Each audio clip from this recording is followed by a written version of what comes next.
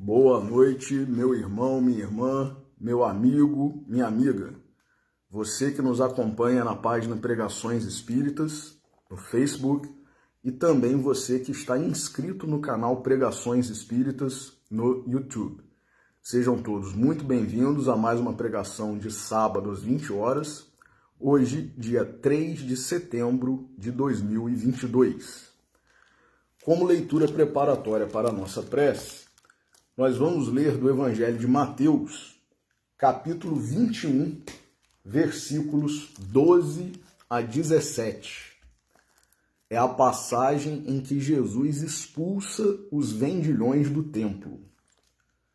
Jesus entrou no templo e expulsou todos os que vendiam e compravam no templo e derribou as mesas dos cambistas e as cadeiras dos vendedores de pombas. E diz a eles: está escrito, a minha casa será chamada casa de oração, mas vós fizestes dela um covil de assaltantes. Aproximaram-se dele no templo cegos e coxos, e ele os curou. Vendo os sumos sacerdotes e os escribas as maravilhas que ele fez, e as crianças gritando no templo, Hosana ao filho de Davi, indignaram-se e disseram-lhe: ouves o que estes dizem? E Jesus lhes diz: sim. Nunca lestes da boca de infantes e lactentes restauraste o louvor? E deixando-os, saiu da cidade para Betânia e ali pernoitou. Vamos fazer a nossa oração. Jesus, nosso Mestre, Deus, nosso Pai, amigos e benfeitores espirituais, espíritos familiares e simpáticos, nossos anjos guardiães. A todos vós pedimos a bênção, a intercessão, a inspiração para, neste momento em que estamos reunidos em Teu nome, Senhor, apreendermos da melhor forma possível, da forma mais pura, mais cristalina, mais verdadeira, tudo o que nos será trazido na noite de hoje, as Tuas lições, os Teus ensinamentos, a Tua verdade, que é a única, Senhor. E por isso, por esta bênção, por esta oportunidade, antecipadamente gratos, pedimos permissão para iniciar a pregação de hoje. Que assim seja. Meus irmãos, essa passagem de Jesus expulsando os vendilhões no templo é uma passagem para nós, seres humanos, habitantes de um planeta de provas e expiações, é uma passagem polêmica. Tanto é assim que inúmeras interpretações há. Algumas pessoas, infelizmente, mas isso está condizente com o nosso nível espiritual, com a nossa inferioridade, com a nossa pequenez, utilizam essa passagem para tentar aproximar Jesus da nossa condição, da nossa natureza, da nossa inferioridade. Então, muitos dizem, até Jesus, se indignou, até Jesus usou de violência, até Jesus foi enérgico, e achamos que estamos em condições de traduzir, de interpretar o que sentiu Jesus naquele momento e o que o motivou a agir como ele agiu.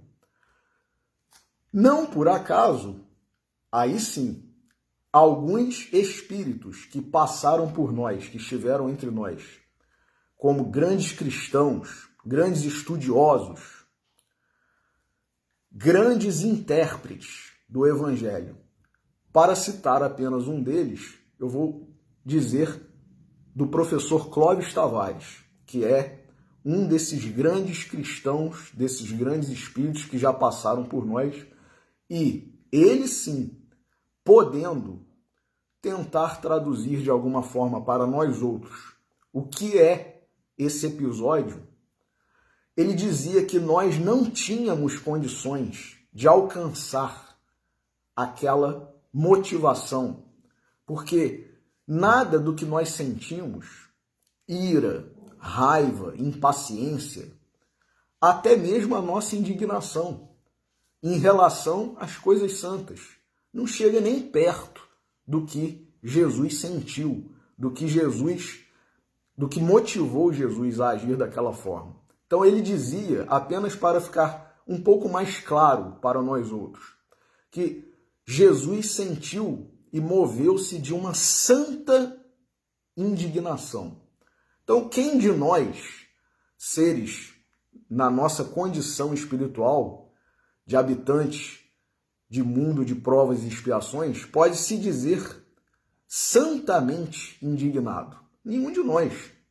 Então, não dá para comparar, para tentar imaginar, para tentar traduzir, a não ser esses grandes que tentam, na sua sabedoria, simplificar de alguma forma esse episódio para que nós possamos começar a entender esse sentimento, essa motivação que fez com que Jesus agisse daquela forma. Não foi violência, não foi ira, não foi nada perto do que nós concebemos, do que nós sentimos comumente. E, por isso, não é muito bom que nós fiquemos muito presos a tentar interpretar isso. Mas por que nós trouxemos, então, essa passagem? Porque com as coisas santas, o que Jesus quis deixar para nós é que nós não podemos fazer outras coisas que não as que são corretas, devidas e próprias das coisas santas. Mas como que nós, sendo pecadores, sendo inferiores, podemos fazer isso? Pelo menos, nos esforçando, tentando não fazer de uma forma premeditada, Nós incorremos em erros muitas vezes, nós incorremos em hipocrisia, nós incorremos em má interpretação muitas vezes, mas quando nós fazemos isso de forma deliberada, querendo, e mais, como é o caso aqui que Jesus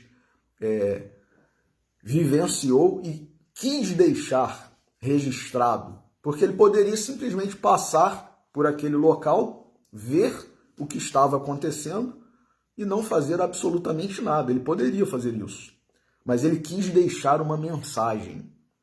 Nós não podemos, em hipótese nenhuma, desbaratar, adulterar, traficar com as coisas santas, com as coisas de Deus.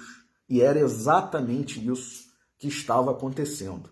Então, não por acaso, Mateus registra aqui, quando Jesus diz, após derrubar as mesas, as moedas, soltar os animais que estavam, ele expulsou, inclusive nos outros evangelhos, nos outros evangelistas, por exemplo, em Marcos, vejamos o que Marcos diz. Depois nós vamos voltar aqui ao comentário que estávamos a fazer. Dirigem-se, Marcos capítulo 11, versículos 15 a 19. Dirigem-se a Jerusalém, entrando no templo, começou a expulsar os que vendiam e os que compravam no templo, e derribou as mesas dos cambistas e as cadeiras dos vendedores de pombas. E não permitia que ninguém transportasse utensílio através do templo. Ensinava e dizia a eles, Não está escrito que a minha casa será chamada casa de oração para todas as nações? Marcos acrescentou um detalhe na fala, na frase de Jesus. Mas vós fizestes dela um covil de assaltantes. Mateus também usa a mesma expressão, covil de assaltantes. Os sumos sacerdotes e os escribas, ouvindo isso, procuravam como o matariam. Eles o temiam, pois a turba estava maravilhada com seu ensino. Ao entardecer, saíram da cidade. Lucas também narra esse episódio. Está no capítulo 19, versículos 45 a 48. Entrando no templo, começou a expulsar os que vendiam, dizendo-lhes: está escrito, a minha casa será casa de oração, mas vós fizestes dela um covil de assaltantes. Também a mesma expressão. Ele estava ensinando diariamente no templo.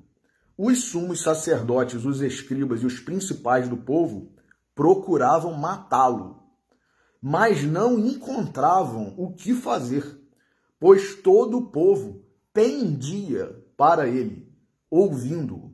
Olha que interessante.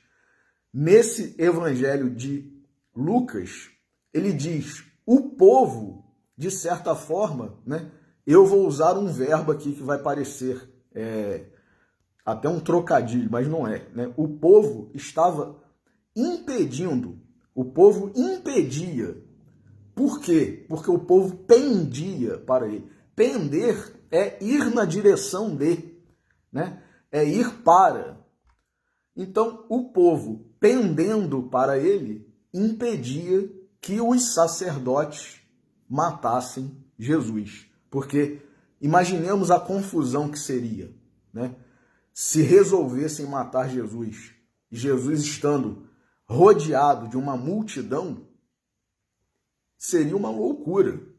Então, ele foi, de certa forma, né, digamos assim, lógico que nós sabemos que tudo estava escrito como está, né? E tudo que aconteceria como aconteceu com Jesus foi exatamente como estava nas Escrituras. Então, aquele não era o momento ainda de Jesus ser morto, né? Então, ele foi impedido de ser morto, em tese, aparentemente, pela turba, pela multidão, mas nós sabemos que foi, né, pelos desígnios de Deus. E é interessante esse verbo, né? A turba, a multidão, pendia para ele, ouvindo-o. E, por fim, no Evangelho de João, também há um relato sobre a expulsão dos vendilhões do templo. Está no capítulo 2, versículos 13 a 22. Estava próxima a Páscoa dos judeus, e Jesus subiu para Jerusalém. Encontrou no templo os vendedores de bois, ovelhas e pombas, e os cambistas sentados. Fez um açoite de cordas, expulsou todos do templo. Todos, meus irmãos. Tanto as ovelhas, João foi detalhista, tanto as ovelhas quanto os bois. Também espalhou as moedas e virou as mesas dos cambistas. E disse aos que vendiam as pombas, tirai estas coisas daqui. Não façais da casa de meu pai casa de comércio. Recordaram-se os seus discípulos de que está escrito, o zelo por tua casa me devorará. Olha que interessante, João faz uma menção a uma passagem do Velho Testamento. O zelo por tua casa me devorará. Isso está no livro de Salmos, capítulo 69, versículo 9. Então interrogaram-no os judeus e lhe disseram, que sinal mostras para fazeres estas coisas? Em resposta, disse-lhe Jesus, destruirei este santuário e o levantarei em 3 dias. Então os judeus lhe disseram: este santuário foi edificado em 46 anos, e tu em 3 dias o levantarás? Ele, porém, dizia a respeito do santuário do seu corpo. Portanto, quando foi levantado dentre os mortos, recordaram-se os seus discípulos de que falava disto, e creram na Escritura e na palavra dita por Jesus. Maravilhoso, né? Então, quer dizer, Jesus, ele não desperdiçava nenhuma oportunidade de dar um ensinamento maravilhoso para todos nós. E este episódio foi foi uma dessas oportunidades, né? E então covil, né? Voltando à nossa análise, covil de assaltantes, casa de comércio, assalto, meus irmãos, né? Tomar, né? É o ato, né, violento de que o meliante, né, o criminoso, se utiliza para tomar para si, né, mediante violência ou grave ameaça, conforme está lá no Código Penal, coisa alheia, né? Aquele bem, aquele objeto que não é seu, né? É apropriar-se de algo que não é seu mediante o uso de violência, de grave ameaça. Geralmente a gente usa até a expressão no dia a dia aí, né? Assalto à mão armada, né? Existe um elemento surpresa também envolvido nisso, né? Pegar de súbito a pessoa, né? Então, quer dizer, Jesus chamou os vendilhões. Vendilhões também é uma expressão que está associada a quem faz comércio de forma ilegal, né?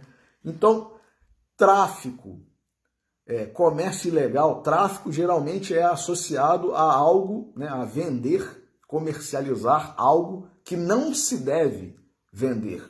Então, geralmente, a expressão mais, hoje em dia, associada a esse verbo, né, traficar, essa palavra tráfico, é tráfico de drogas, né, substâncias entorpecentes, ilícitas, proibidas. Mas existe, né, uma série de circunstâncias que podem ser associadas à palavra tráfico. Tráfico de influências, tráfico de mulheres, tráfico de crianças, tráfico de órgãos, né, tráfico de sangue humano e tráfico de animais. E, graças a Deus, a gente já ficou livre de um passado não muito distante, que não somente aqui no Brasil aconteceu, como em vários países do mundo, que foi o tráfico de escravos, né? Então, comercializar, fazer comércio com aquilo que não se deve comercializar. Então, pode ser algo ilícito, pela própria natureza do bem que está sendo comercializado, e pode ser algo que o objeto, o bem comercializado, não é ilícito, mas o comércio desse bem, desse objeto, é proibido, né? Comercializar pessoas, isso não existe, né? Não pode, mas acontece, infelizmente, né? Comercializar substâncias entorpecentes, né, que levam à dependência, né, e efeitos alucinógenos, colaterais, enfim, suscita violência, alienação, né? Comercializar órgãos, comercializar sangue, comercializar influência, tráfico de influência. Pessoa influente, né, demais, conhece fulano, beltrano, doutor fulano, o prefeito, o vereador, o deputado, o governador, o ministro, o presidente, e aí usa disso para conseguir alguma coisa, geralmente, que não seria fácil de ser conseguida, ou nem poderia ser conseguida, porque é algo ilícito, muitas vezes, e aí cobra, né, por essa influência, por esse tráfico de influência. Então, Jesus comparou esses sacerdotes, né, esses vendilhões, que faziam comércio com as coisas santas, porque eles só admitiam que as pessoas fizessem os sacrifícios, as oferendas, comprando aqueles animais que eles vendiam com a moeda. Por isso também que é chamado de os cambistas, né? Tombou as mesas dos cambistas. Tinha que trocar a moeda pela moeda dos sacerdotes.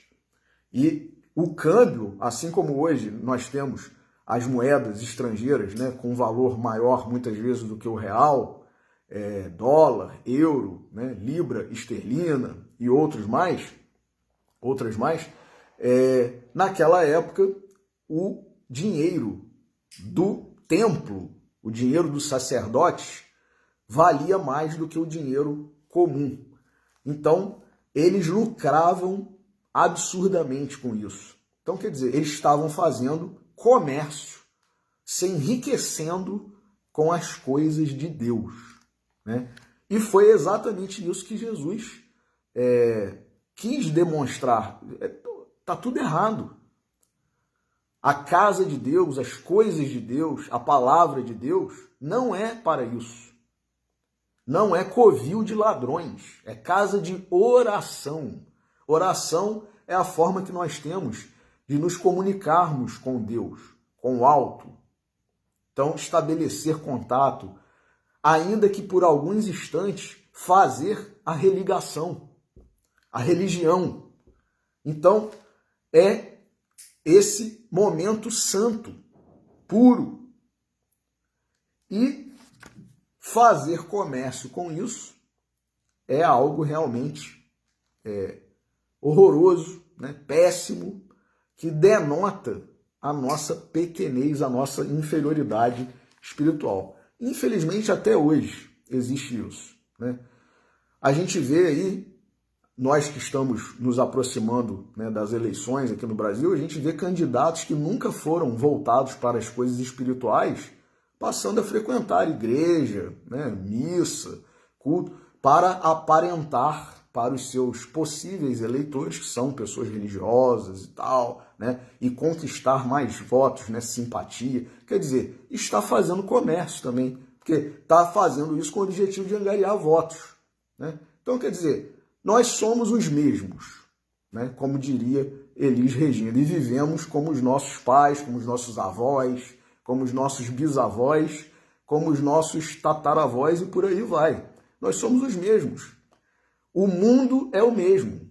Então, o nível espiritual nosso é esse. Fazer comércio, ainda que não seja para receber dinheiro em espécie, é para receber voto, é para receber uma vantagem, é para ter um poder, uma influência sobre algumas pessoas. Então, quer dizer, de alguma forma, é comercializar, é transacionar, é negociar com as coisas de Deus, né? Então, não por acaso,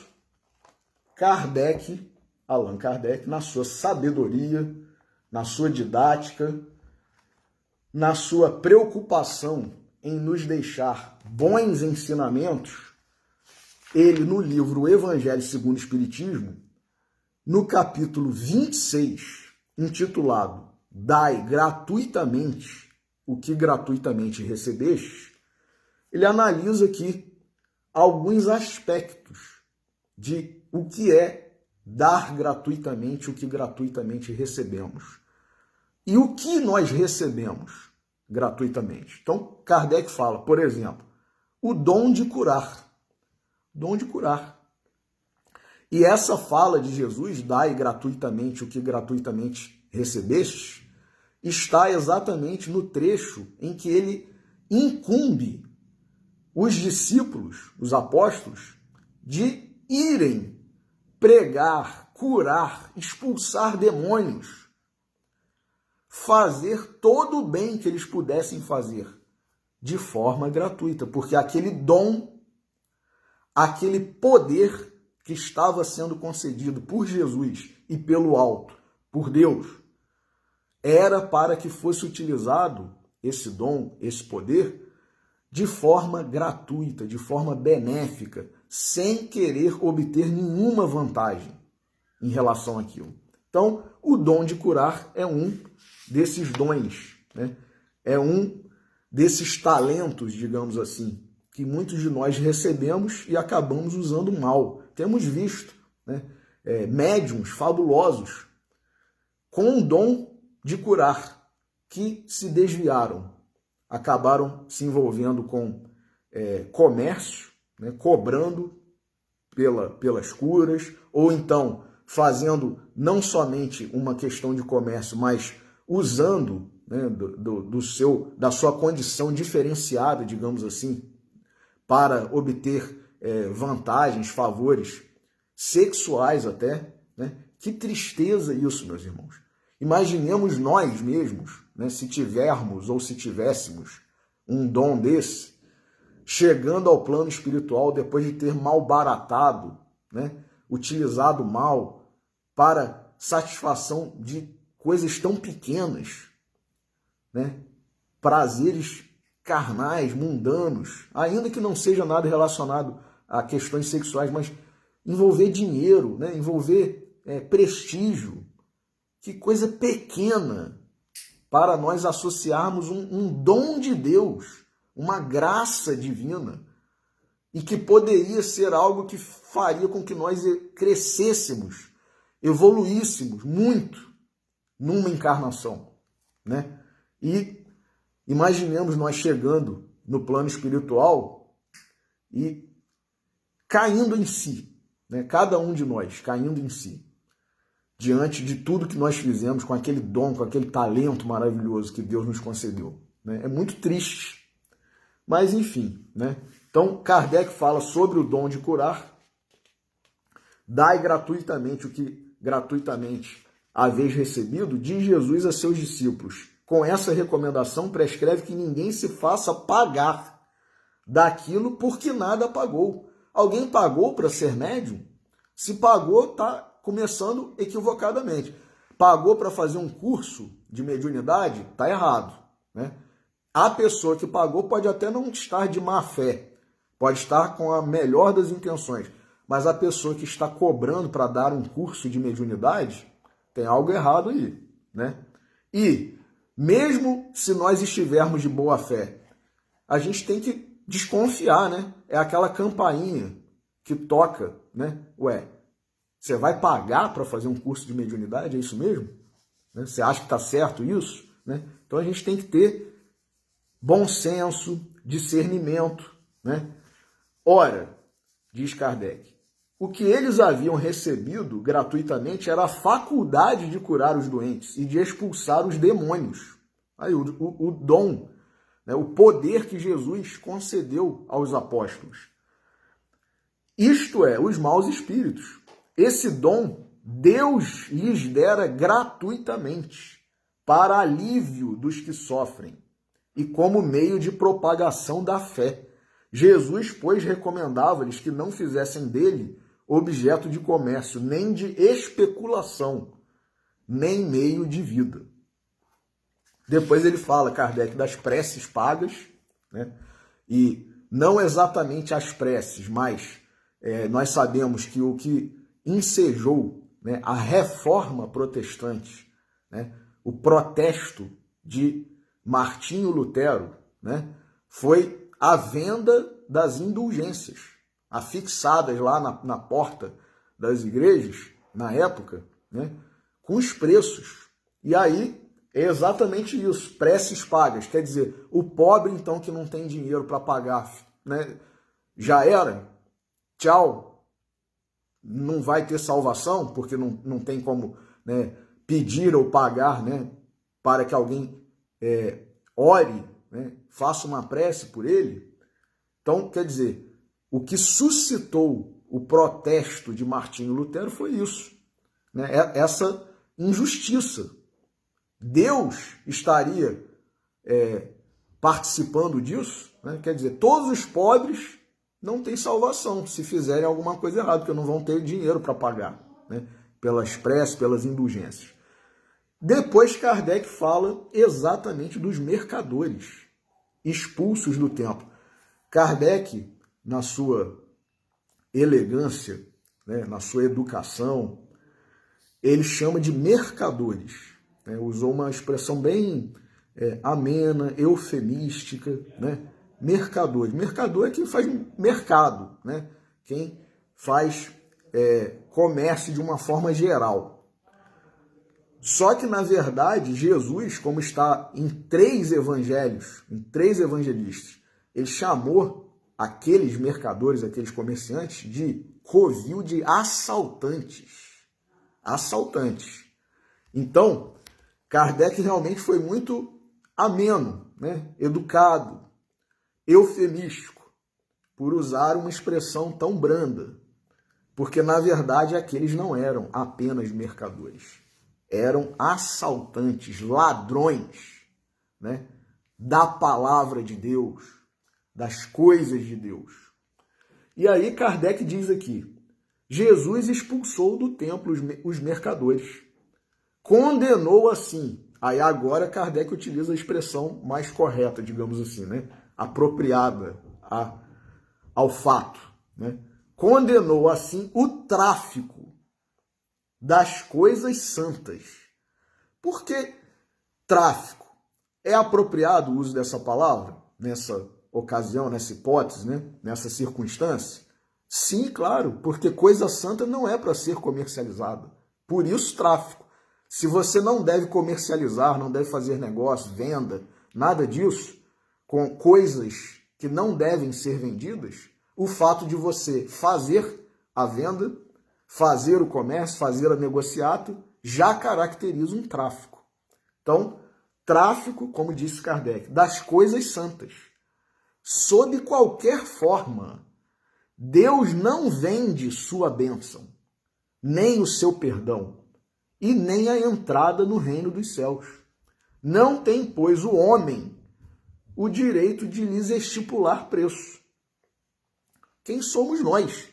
Se Deus não coloca preço, né, no seu perdão, quem somos nós para colocar preço em moeda, colocar preço em dinheiro, né, em relação à prece, em relação a perdão, em relação ao dom de curar, né?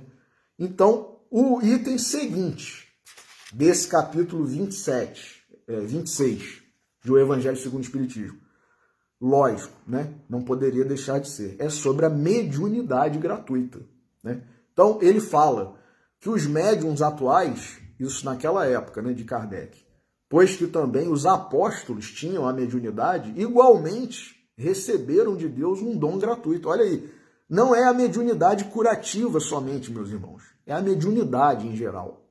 É a mediunidade em geral.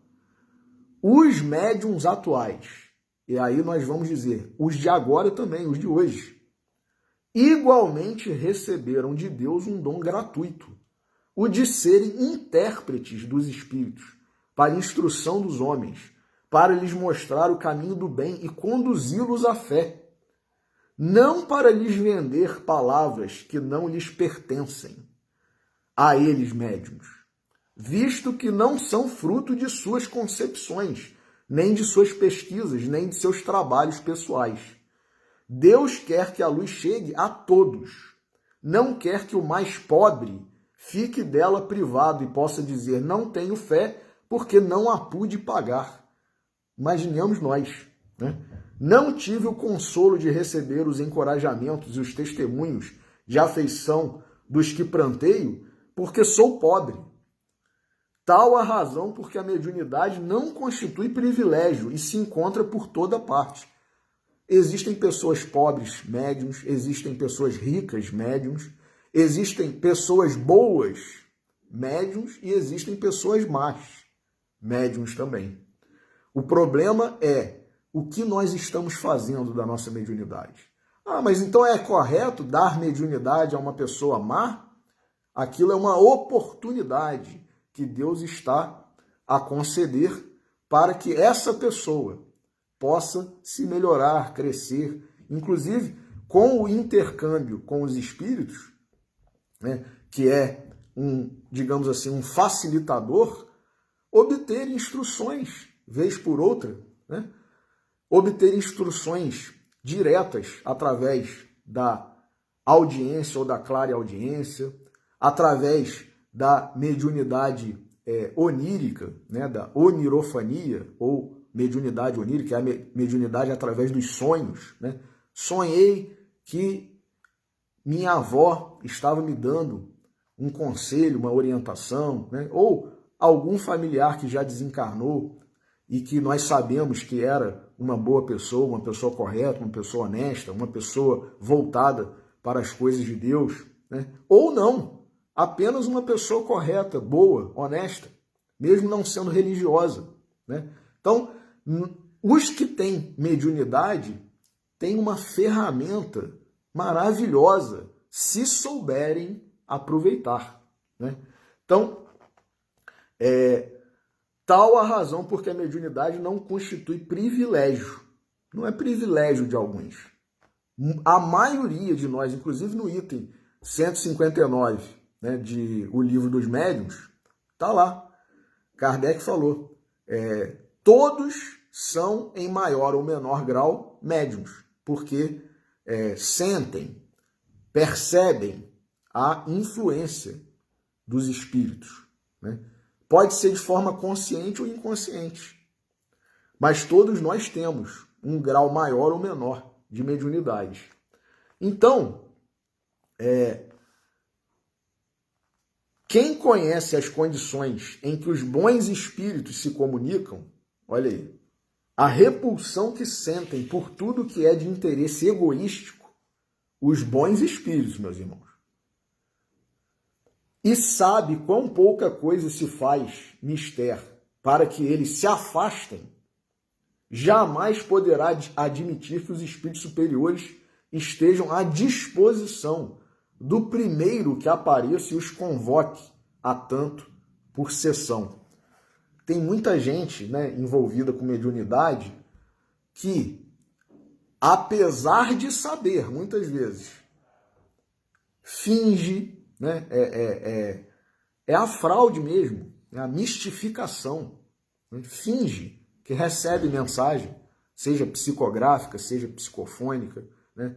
E muitas vezes não ganha dinheiro com isso, mas ganha prestígio, ganha admiração, ganha bajulação, né? Ah, fulano e tal. E às vezes não ganha dinheiro, mas ganha alguns presentes. Sejamos realistas, né? Então, se aproveitam, muitas vezes, da fé, se aproveitam da carência das pessoas, né?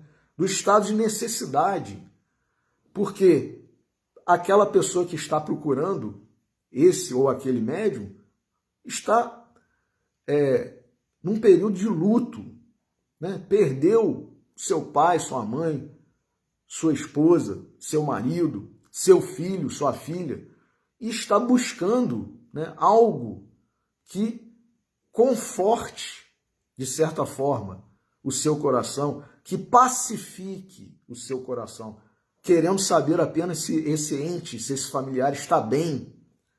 E aí, esse ou aquele médium, né, aproveitando-se disso, mentindo muitas vezes, finge receber uma mensagem para ser adorado, admirado, idolatrado por muitas pessoas, sabendo que aquela mensagem é falsa.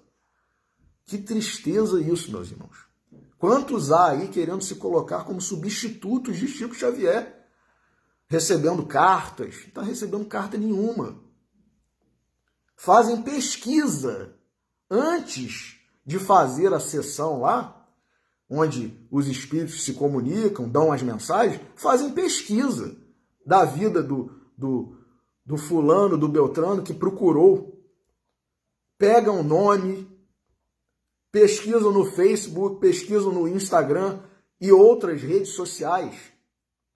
Entrevistam, às vezes, a própria pessoa, os familiares, para saber informações. Isso é um absurdo. Chico Xavier nunca fez isso. Pelo contrário, ele pedia para a família verificar a autenticidade das mensagens. Verifique, meu irmão, minha irmã, se essa mensagem é verdadeira. E se você desconfiar, se você achar, rasgue, ignore. Chico Xavier, meus irmãos. E tantos aí ficam, né, posando de médiums muito bons, né, fazendo esse tipo de coisa, entrevistando a família, querendo saber qual era o apelido da pessoa que faleceu, como que ele era chamado, quantos anos tinha, quem era, qual profissão, onde que morava e tal. Né? Quer dizer, um médium verdadeiro precisa disso? Então a gente tem que ter cuidado, porque o nosso estado de carência nos leva a acreditar muito facilmente nesse tipo de charlatanismo, nesse tipo de fraude. Né? Então é isso que Kardec está alertando aqui. Quem conhece as condições em que os bons espíritos se comunicam, a repulsão que sentem por tudo que é de interesse egoístico e sabe quão pouca coisa se faz mister para que eles se afastem, jamais poderá admitir que os espíritos superiores estejam à disposição do primeiro que apareça e os convoque a tanto por sessão. Ainda tem isso, né? Nós sabemos se esse ente familiar nosso já está em condições de se comunicar? Muitas vezes não está. Então, esse médium, às vezes, tendo condições de obter informações, esse espírito não está em condições, finge que recebe o espírito para satisfazer, né, a necessidade, a carência da pessoa que está procurando a mensagem e para satisfazer o seu ego, né? Não, porque aí, né, eu não vou fazer desfeita, né, para a pessoa que está me procurando, porque, né, é mais um fã, mais um admirador, mais um seguidor, né? Nós que estamos na época aí das redes sociais, né? Quem mais quer ter não sei quantos mil seguidores e tal. Quer dizer, vaidade, na verdade. Então, olha aqui o que Kardec fala. O simples bom senso repele semelhante ideia. Não seria também uma profanação evocarmos por dinheiro os seres que respeitamos ou que nos são caros? Quando envolve dinheiro, então, é fora de dúvida que se podem assim obter manifestações, mas quem lhes poderia garantir a sinceridade? Olha aí. Os espíritos levianos, mentirosos, brincalhões e toda a caterva de espíritos inferiores, nada escrupulosos, sempre acorrem prontos a responder ao que lhes pergunte, sem se preocuparem com a verdade. Então quer dizer, vamos lá, né, os espíritos levianos, brincalhões, vamos lá, vamos fazer de conta que a gente é fulano de tal, dá uma mensagem. Né? Até é um espírito realmente que está se comunicando, mas não é o espírito do pai, da mãe que desencarnou, do avô, da avó, do filho, não é. Né? Quem, pois, deseja comunicações sérias, deve, antes de tudo, pedi-las seriamente e, em seguida, inteirar-se da natureza das simpatias do médium com os seres do mundo espiritual.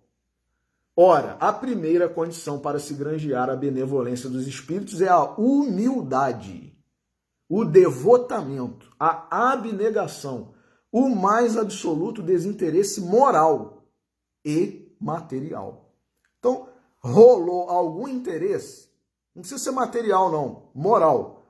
Quer ser bajulado, quer ter mais seguidor, quer ter fã, né, quer ser idolatrado, adorado, né, aparecer em tudo quanto é rede social, canal de televisão, canal do YouTube, e etc, etc. Cuidado. Né? Então é isso que Kardec está dizendo aqui. E nós, muitas vezes, na nossa ânsia, né, de querer saber se o nosso familiar está bem, né, se está amparado, se está tranquilo, a gente sai buscando em tudo quanto é lugar, até encontrar alguém que se disponha. E, no entanto, Chico Xavier dizia que o telefone toca de lá para cá. Então, pode ser o médium mais maravilhoso. Podia ser Chico Xavier, como aconteceu uma vez, em pleno sepultamento, um padre, né, meio desconfiado se Chico era mesmo ou não, médium, e né, se ele recebia mesmo ou não mensagens de espíritos, ele meio que desafiou Chico. Ó, Chico, eu ouvi dizer aí que você recebe mensagem de morto e tal, né? Ele, meu filho, é verdade. E você poderia receber uma mensagem dessa pessoa que está sendo velada e sepultada agora? Ó, meu filho, não somos nós que decidimos isso, né? O telefone toca de lá para cá, né? Mas vamos ver o que a espiritualidade, né, providencia, né? Se é que a gente está no momento certo de receber alguma coisa e tal. E eu não vou me lembrar agora exatamente, mas acho que foi uma mensagem de Alta de Souza que ele recebeu, né? E falando exatamente sobre essa questão de fé, né? De como acontece a comunicação e tudo mais. E o padre ficou assim, né?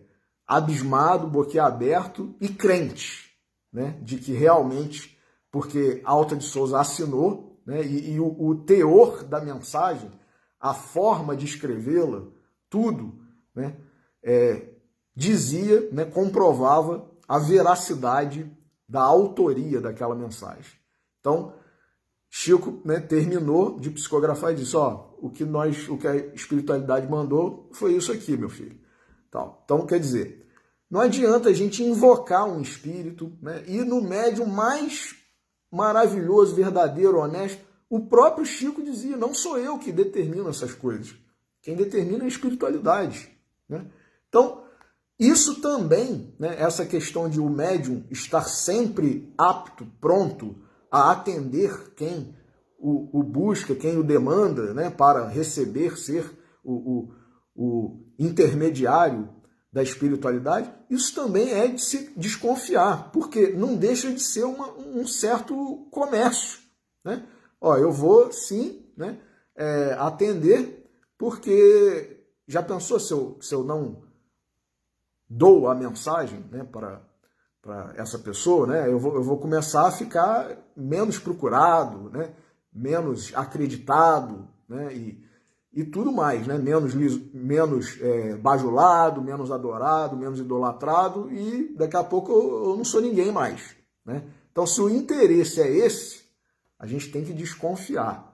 Quando é para nós recebermos, né, um comunicado, uma mensagem, né, uma orientação, uma informação do espírito que desencarnou, né, de quem nós temos saudade, de quem nós amamos ainda, né, porque o morrer não significa acabar, né, nós continuamos amando, né, tanto os que foram continuam a nos amar, como nós que aqui ficamos continuamos a amá-los, né? Tanto que o professor Humberto Vasconcelos fala, as mães nunca se ausentam, ainda que mortas, né? Então o amor permanece. Então, se tiver que acontecer da gente saber, vai acontecer, meus irmãos, vai acontecer. A gente vai sonhar, a gente vai receber a mensagem de alguém, ou vai passar uma pessoa na rua e vai dizer alguma coisa pra gente, a gente nunca ouviu, nunca ouviu falar naquela pessoa, a pessoa não conhece, ó, mandaram eu falar isso assim pra você. E a gente vai entender o recado, né? Então, a espiritualidade age quando tem que agir. A gente não tem que ficar buscando, né, milagres, coisas maravilhosas, e muito menos pessoas, né, que se predisponham a isso. Porque o milagre, ele acontece quando tem que acontecer, né? Então, além disso, né, o outro item aqui, também ainda sobre mediunidade gratuita, né?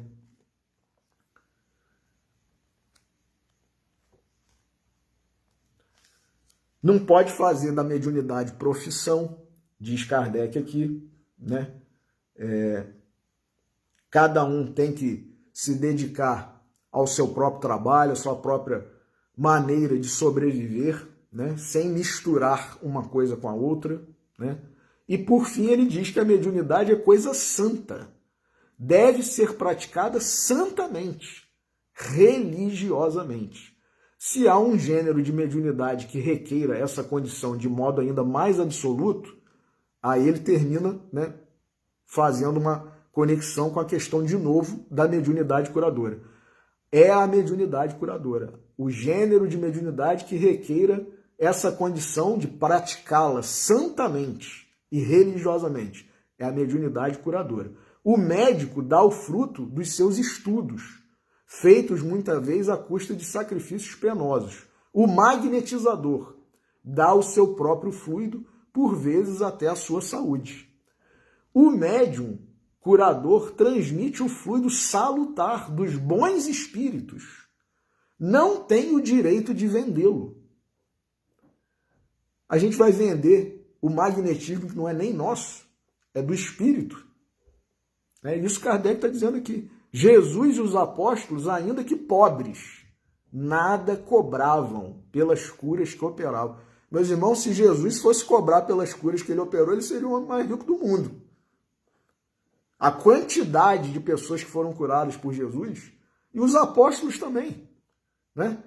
Então, nunca, em momento algum, misturou, né? Lógico, Jesus nunca faria isso, em hipótese nenhuma. Os apóstolos, os discípulos, né, com o dom de curar, também não faziam, não fizeram, né?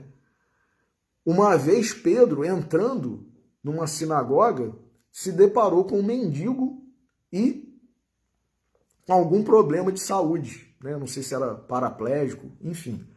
E ele estava pedindo, né? Estava mendigando, esmolando na porta do templo, da sinagoga. E Pedro falou: não tenho nem prata nem ouro, mas o que eu tenho te dou. Em nome de Jesus, levanta-te e anda. E o mendigo ficou curado naquela hora. Então olha que maravilha, meus irmãos. É fazer, né, sem ter outros objetivos, fazer o bem pelo bem, somente, né? Então, procure, pois, termina Kardec, aquele que carece do que viver, recursos em qualquer parte, menos na mediunidade. Não lhe consagre, se assim for preciso, senão o tempo de que materialmente possa dispor, né? Os espíritos lhe levarão em conta o devotamento e sacrifícios, ao passo que se afastam dos que esperam fazer deles uma escada por onde subam. Então, quer dizer, a mediunidade, ou de uma forma mais genérica, mais abrangente, as coisas santas, a religião, as coisas de Deus, não podem ser misturadas, envolvidas com outros interesses, que não a própria elevação, o bem geral, né, o bem de todos, e nós, por via de consequência natural, lógica, nós seremos beneficiados. A gente não precisa fazer buscando o próprio benefício, não. É fazer buscando o benefício dos outros. E é por isso, inclusive, que eu vou recomendar que quem quiser, né, lógico, assista ao filme O Livro de Eli, ou, né, no nome original em inglês, né, The Book of Eli, né, o livro de Eli, o livro de Eli.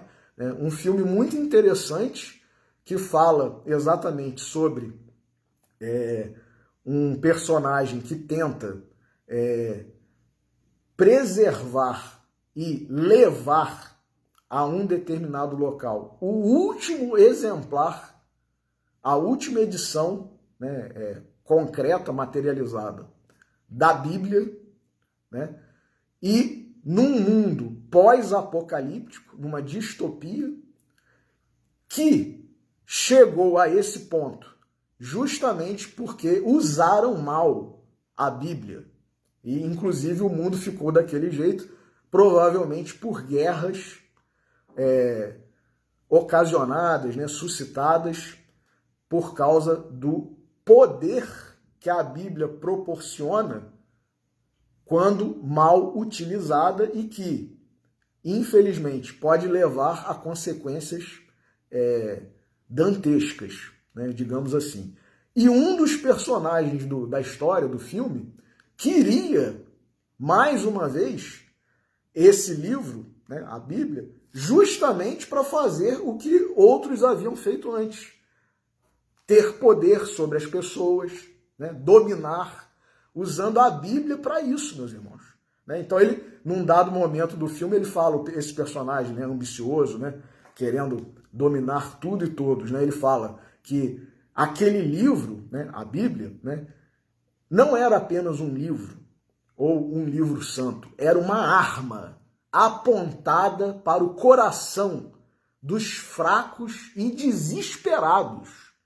E a gente tem visto aí filosofias, né, políticas, cujos idealizadores, né, fundadores, criadores, diziam com todas as letras, a religião é o ópio do povo.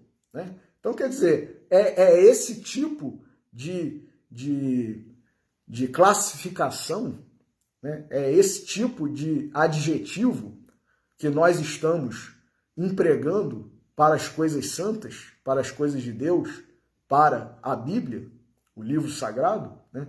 É esse tipo de consequência de poder que nós queremos, ou a gente quer o poder da salvação, o poder da purificação, o poder da elevação. Então a gente tem que saber o que a gente está buscando, mesmo nós que somos religiosos. O que a gente quer com a religião? Quer ganhar voto? Quer ganhar prestígio? Quer ganhar poder? Quer ganhar influência?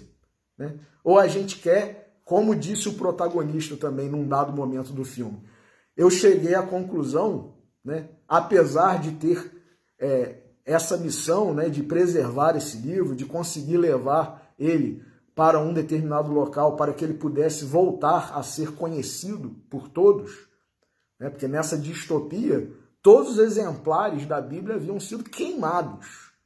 E a gente tem visto isso em ditaduras, né, destruindo a igreja, né, prendendo padres, proibindo a religião cristã. Então, quer dizer, é uma ficção esse filme, mas muitas vezes a gente está vivenciando coisas parecidas hoje, infelizmente. Né? Então, o personagem principal, o protagonista, ele fala assim, eu cheguei à conclusão de que, apesar de toda a minha missão, toda a minha tarefa, eu não usei esse livro e o que ele ensina da forma como eu deveria, que é promover o bem de todos e não o meu próprio bem.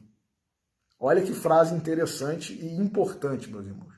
O que a Bíblia, né, concretiza ali e que ficou como principal lição para esse personagem é que nós devemos promover o bem de todos e não o nosso próprio bem. Muito sério isso, né? Então, para finalizar a nossa reflexão, nós vamos ler do livro Vinha de Luz, de Emmanuel, o capítulo 47, intitulado O Povo e o Evangelho. E é exatamente comentando o versículo. E não achavam meio de lhe fazerem mal, porque todo o povo pendia para ele, escutando-o. Lucas, capítulo 19, versículo 48. A perseguição aos postulados do cristianismo é de todos os tempos. Nos próprios dias do Mestre Divino, nos círculos carnais, já se exteriorizavam hostilidades de todos os matizes contra os movimentos da iluminação cristã. Em todas as ocasiões, no entanto, tem sido possível observar a gravitação do povo para Jesus. Entre ele e a multidão, nunca se extinguiu o poderoso magnetismo da virtude e do amor. Que maravilha, meus irmãos. Debalde surgem medidas draconianas da ignorância e da crueldade. Em vão aparecem os prejuízos eclesiásticos do sacerdócio, quando sem luz na missão sublime de orientar. Cientistas presunçosos, demagogos subornados por interesses mesquinhos, clamam nas praças pela consagração de fantasias brilhantes. O povo, porém, inclina-se para o Cristo, com a mesma fascinação do primeiro dia. Indiscutivelmente, considerados num todo, achamo-nos ainda longe da união com Jesus, em sentido integral. De quando em quando, a turba experimenta pavorosos desastres. Tormentas de sangue e lágrimas varrem-lhe os caminhos. A claridade do Mestre, contudo, acena-lhe à distância. Velhos e crianças identificam-lhe o brilho santificado. Os políticos do mundo formulam 1000 promessas ao espírito das massas. Raras pessoas, entretanto, se interessam por semelhantes plataformas. Os enunciados do Senhor, todavia, em cada século se renovam, sempre mais altos para a mente popular, traduzindo consolações e apelos imortais. Maravilhoso, meus irmãos. Emmanuel, como sempre, né? Então, que nós não sejamos vendilhões do templo, que nós não sejamos traficantes das coisas de Deus, meus irmãos, e que nós saibamos aproveitar a essência do ensinamento de Jesus, do Evangelho, da Bíblia, da Palavra de Deus, promovendo o bem de todos em lugar do nosso, assim como São Francisco de Assis, né, na sua oração, disse, né, amando que eu serei, né, amado, perdoando que eu serei perdoado, e, lógico, né, deixando-se morrer, né, que nós reviveremos para a vida eterna. Então, tudo em nome de Jesus, em nome de Deus. Então, que Jesus nos abençoe, que Deus nos abençoe. Agradecemos por mais esta oportunidade. Pedimos permissão para encerrar a reflexão de hoje, dando graças a Deus e a todos esses espíritos maravilhosos que têm colaborado conosco ao longo da nossa trajetória. Um ótimo final de sábado, um ótimo domingo, uma semana de paz, de crescimento e de cumprimento da nossa missão, principalmente como criaturas de Deus. Uma boa noite a todos.